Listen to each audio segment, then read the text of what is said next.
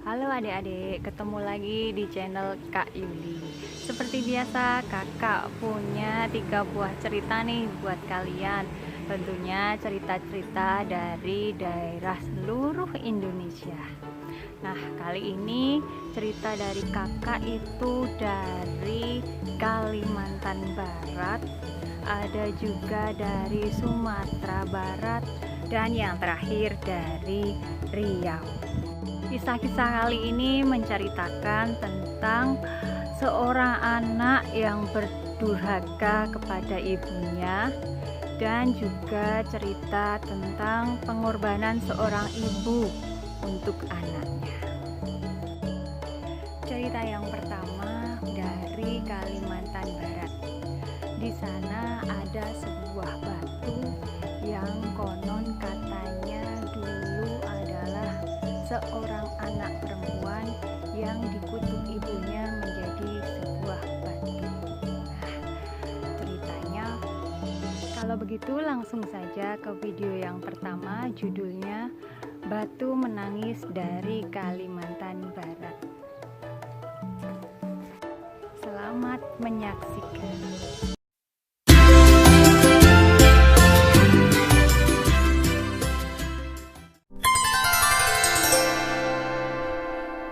Legenda Batu Menangis, cerita rakyat Kalimantan Barat. Alkisah, hiduplah seorang janda miskin dan anak perempuannya bernama Darmi. Mereka hidup di sebuah bukit jauh dari pedesaan. Darmi memiliki paras yang sangat cantik. Semua orang terpesona melihatnya. Ia selalu membanggakan kecantikannya. Namun, di balik parasnya yang cantik, sifat yang dimilikinya sama sekali tidak cantik. Ia sangat malas dan tidak pernah membantu ibunya. Setiap hari, ia hanya sibuk bersolek dan tidak pernah membantu ibunya, baik bekerja di ladang maupun mengerjakan pekerjaan rumah. Pada suatu hari, Darmi meminta pada ibunya untuk dibelikan alat kecantikannya yang habis. Ibunya pun tak tahu alat kecantikan seperti apa yang Darmi maksud. Akhirnya ia mengajak Darmi untuk ikut ke pasar bersamanya.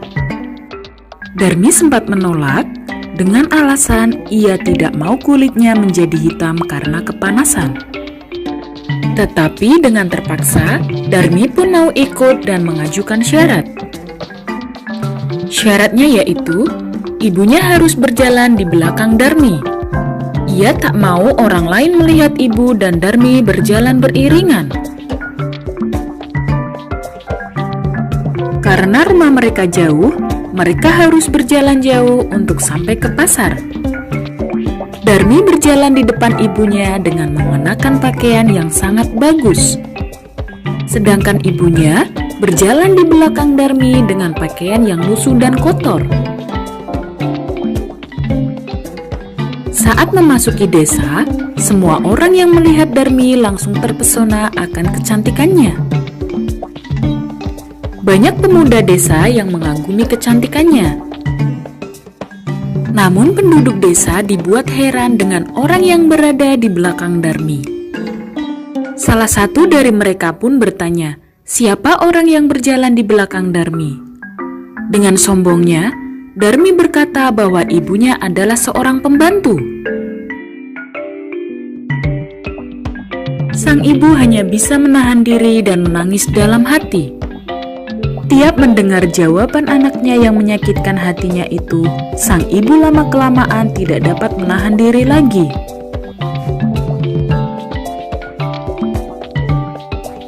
Ia bersimpuh di pinggir jalan dan menangis. Darmi yang heran mengapa ibunya berhenti, akhirnya bertanya mengapa ibunya malah duduk dan berhenti. Ibunya hanya diam, tak memberi jawaban. Tiba-tiba ibu mengangkat tangannya dan berdoa. Darmi semakin heran dengan apa yang dilakukan ibunya. Ibu tak menjawab Darmi dan meneruskan doanya. Ia berdoa agar Tuhan menghukum anaknya yang durhaka kepadanya. Tak lama setelah ibu berdoa, langit menjadi mendung, petir datang, dan mulai turun hujan. Perlahan-lahan tubuh Darmi mulai membatu. Dimulai dari kakinya yang tidak bisa digerakkan, lalu seluruh tubuhnya yang berubah menjadi batu. Darmi menangis ketakutan dan memohon ampun kepada ibunya. Ibu tidak dapat berbuat apa-apa lagi. Hukuman untuk Darmi tidak bisa dibatalkan lagi. Darmi menangis dan menyesali perbuatannya. Saat kepala Darmi belum menjadi batu, ibunya melihat Darmi menitikkan air mata. Semua orang di sana menyaksikan peristiwa tersebut. Pesan moral yang dapat kita ambil adalah kita tidak boleh durhaka kepada orang tua, terutama kepada ibu, karena ibu yang telah melahirkan kita dan merawat kita hingga tumbuh dewasa.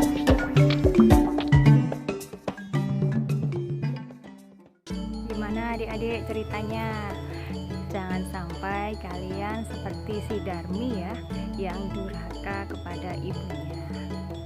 Adik-adik, video yang kedua tak kalah seru nih dari video yang pertama. Video yang kedua ini tentang seorang anak laki-laki yang durhaka kepada ibunya. Cerita ini dari Sumatera Barat. Judulnya Malin Kundang.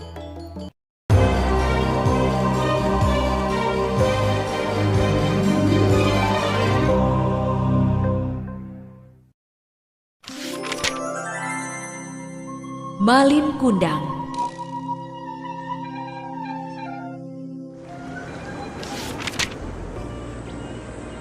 Pada zaman dahulu kala, hiduplah seorang anak bernama Malin Kundang bersama ayah dan ibunya yang miskin. Mereka tinggal di sebuah desa di tepi pantai. Desa itu kecil dan sepi. Penduduknya banyak yang merantau untuk mencari penghasilan lebih. Tidak banyak yang bisa dilakukan di desa mereka. Tanahnya gersang, ikan di laut pun sedikit. Malin Kundang suka sekali bermain. Setiap hari kerjanya hanya mengejar ayam satu-satunya milik orang tuanya. Kemari kau burik, kemari. Malin kecil terus mengejar si burik. Ketika Malin Kundang berhasil menangkapnya, biasanya dia akan menyiksa ayam itu. Kena kau. Suatu hari, ayah Malin Kundang hendak pergi merantau ke negeri seberang. Konon katanya, negeri seberang sangat kaya dan cari uang di sana sangat mudah. Ayah berangkat ya Malin? Iya ayah. Ayah Malin Kundang segera ikut naik kapal bersama penduduk lain yang hendak merantau. Tinggallah ibu dan Malin di desa yang miskin itu. Hari demi hari, tidak ada kabar dari sang ayah. Sang ibu pun bekerja lebih keras untuk mencukupi kehidupan sehari-hari mereka. Ayo, silahkan dibeli. Sementara si Malin Kundang masih saja mengejar si burik. Ketika suatu hari hendak mengejar si burik, tiba-tiba Malin Kundang terjatuh. Aduh! Aduh!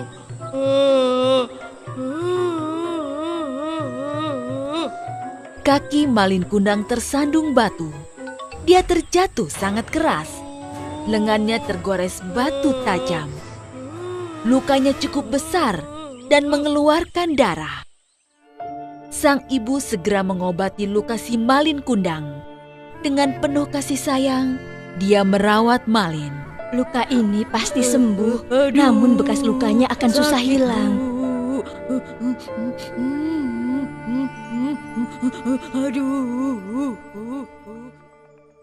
Hari berganti bulan, bulan berganti tahun, dan tahun berjalan dengan tergesa-gesa. Tanpa terasa, Malin sekarang menjadi pemuda yang tampan dan kuat. Dia mulai bosan tinggal di desa yang sepi dan miskin itu. Dia ingin merantau seperti ayahnya. Aku akan merantau seperti ayah.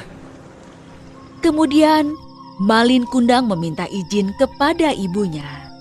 Bu, izinkan aku merantau ke negeri seberang. Kata Malin Kundang kepada ibunya yang segera menjadi sedih. Jangan anakku. Ibu takut kamu tidak kembali seperti ayahmu. Hanya kamu satu-satunya anakku. Kalau kamu tidak kembali, aku hidup dengan siapa? Jangan khawatir, Bu. Aku berjanji aku pasti kembali. Aku akan jadi orang kaya dan akan memboyong ibu untuk ikut bersamaku. Akhirnya, tidak ada lagi yang bisa diperbuat ibunya. Malin Kundang bersikukuh untuk pergi. Malin Kundang menyelinap ke sebuah kapal. Dia bersembunyi di peti kayu. Sepertinya di sini aman. Kapal pun berlayar. Namun di tengah laut, kapal itu dicegat oleh bajak laut. Semua awak kapal dibunuh oleh bajak laut. Mereka merampas semua barang-barang berharga di kapal itu dan meninggalkan kapal itu terkatung-katung di laut. Kapal kita dirampok! Kapal kita dirampok! Tolong! Kapal kita dirampok! Rampok! Malin Kundang selamat karena dia sembunyi di peti. Saat dia keluar dari persembunyiannya, kapal itu sudah terdampar di sebuah pantai. Sungguh beruntung, sebab di dekat pantai itu ada sebuah desa yang subur dan kaya. Pelabuhannya besar dan ramai. Malin Kundang tersenyum meski tubuhnya lemas tidak berdaya. Di sini, aku akan mengadu nasib. Malin Kundang bekerja keras siang dan malam. Hanya satu yang ada dalam benaknya, yaitu jadi orang kaya. Tekad dan kerja kerasnya membuahkan hasil. Dia pun menjadi kaya, punya kapal besar dengan 100 awak kapal. Aku kaya! Aku kaya!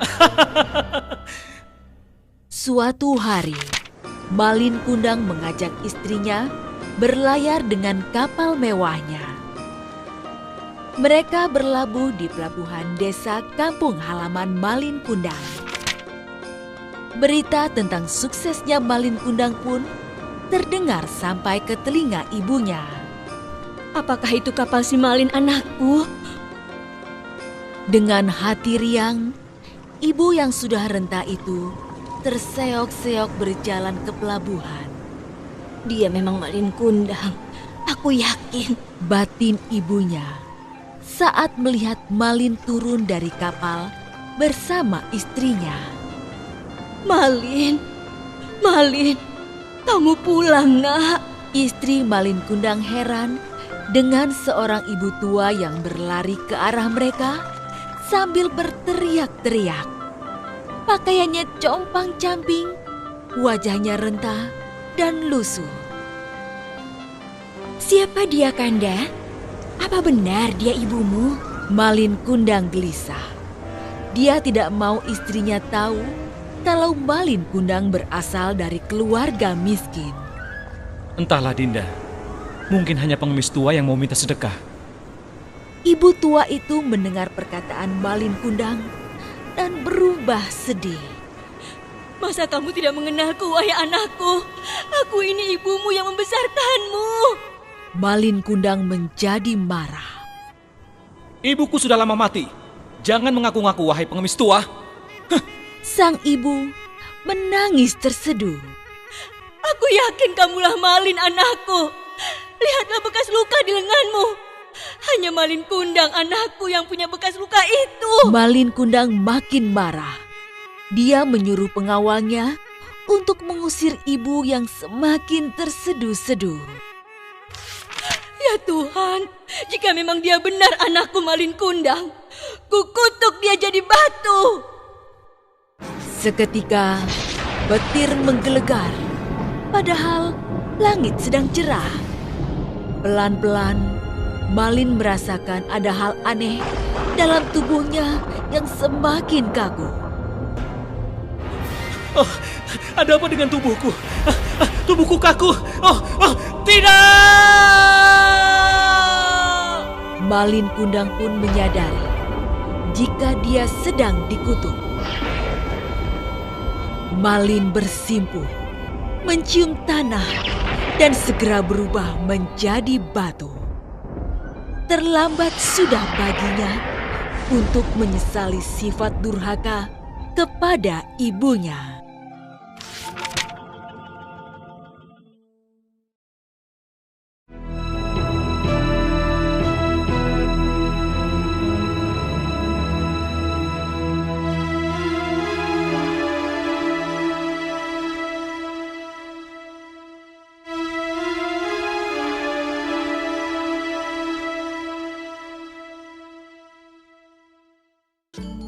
Video yang terakhir ini dari Riau. Judulnya Atu Belah, Atu Bertangkup. Cerita ini mengisahkan pengorbanan seorang ibu untuk anak-anaknya. Nah, ceritanya nggak kalah seru juga nih dari cerita yang pertama dan kedua. Silahkan menikmati. Kalau begitu langsung saja yuk kita ke video yang terakhir, Atu Belah, Atu Bertangkup dari Riau. Atu Belah, Atu Bertangkup. Kisah dari Provinsi Nangro Aceh Darussalam. Hari itu, si sulung membuka lumbung untuk mengambil beberapa ekor belalang. Sayangnya dia lupa untuk menutup pintu kembali. Akibatnya belalang-belalang yang berada di dalam lumbung tersebut semuanya terbang keluar. Kisah tentang belalang yang berterbangan keluar dari lumbung itu merupakan bagian dari cerita rakyat yang berjudul Atu Belah, Atu Bertangkup. Cerita rakyat yang berasal dari Provinsi Aceh ini masih diceritakan secara turun-temurun hingga sekarang. Dahulu kala, hiduplah sepasang suami istri yang sangat miskin. Suami istri itu memiliki 2 anak laki-laki yang masih kecil. Kehidupan keluarga itu sangat prihatin. Setiap hari, suami bekerja di ladang. Jika hasil ladang tidak begitu baik, si suami berburu di hutan. Apabila beruntung, si suami akan mendapatkan seekor rusa yang gemuk. Namun, seringkali rusa sulit didapatkan. Jika demikian, maka hanya belalang yang bisa ditangkapnya. Belalang-belalang yang ditangkap disimpan di lumbung agar tidak berterbangan keluar. Pagi itu, hari ini aku akan berburu kijang. Tunggulah sampai siang, kita akan makan daging rusa sepuasnya. Oh iya, kalau masuk ke lumbung, jangan lupa menutup pintunya ya, agar belalang-belalang itu tidak kabur. si suami segera masuk ke hutan dengan harapan mendapatkan seekor kijang gemuk. Istri dan anak-anaknya tentunya sangat bahagia jika makan daging rusa yang lezat. Sementara itu, matahari semakin tinggi. Ketika hari semakin siang, si sulung rupanya mulai didera rasa lapar. Bu, aku lapar sekali. Sabarlah dulu, nak. Sebentar lagi ayahmu akan pulang membawa seekor rusa yang gemuk. Dan matahari pun mulai condong ke barat. Bu, aku benar-benar lapar. Apakah kamu tidak bisa menunggu sebentar lagi? Bu, apa tidak bisa kita menggoreng beberapa ekor belalang? Beberapa ekor saja, tidak usah terlalu banyak, Bu. Baiklah. Ibu akan menggoreng beberapa ekor belalang untukmu.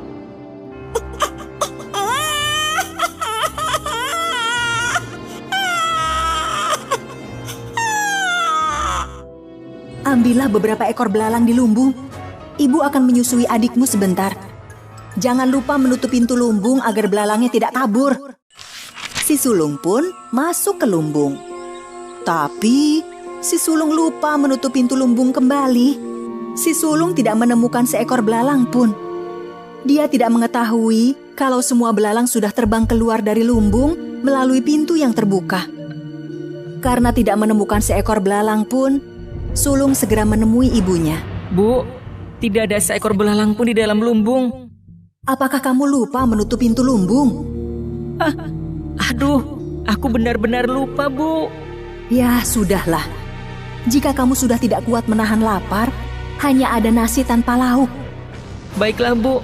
Aku makan nasi saja tanpa lauk.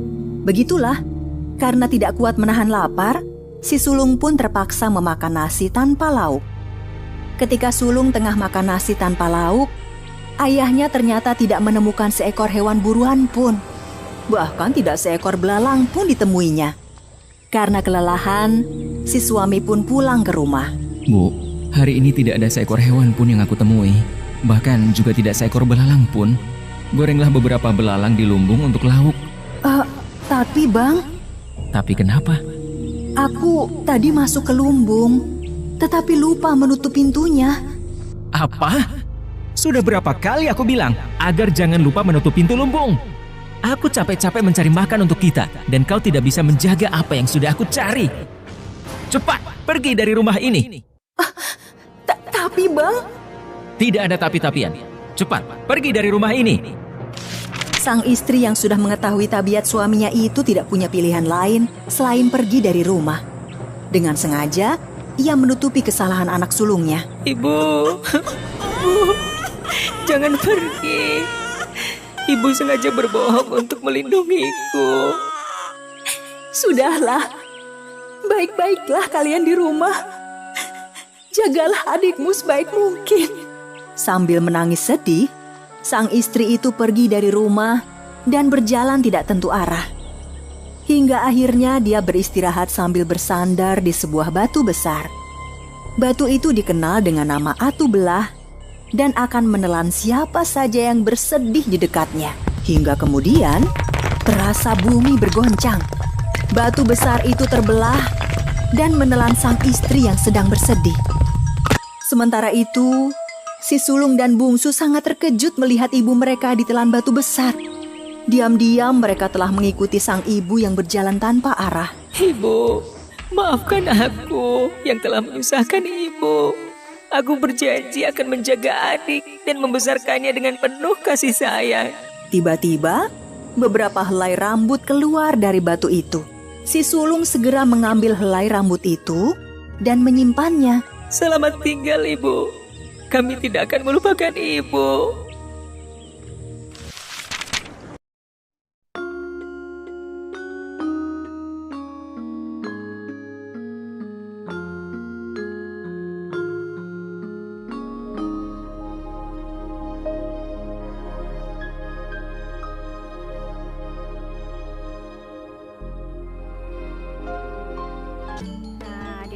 Itu tadi cerita-cerita rakyat dari berbagai daerah di Indonesia. Kalian harus meniru perbuatan yang baik dan menghindari perbuatan yang kurang baik. Nah, adik-adik, belajar budaya bangsa merupakan wujud cinta tanah air Indonesia. Demikian video dari kakak. Sampai ketemu di video-video berikutnya. Sampai jumpa.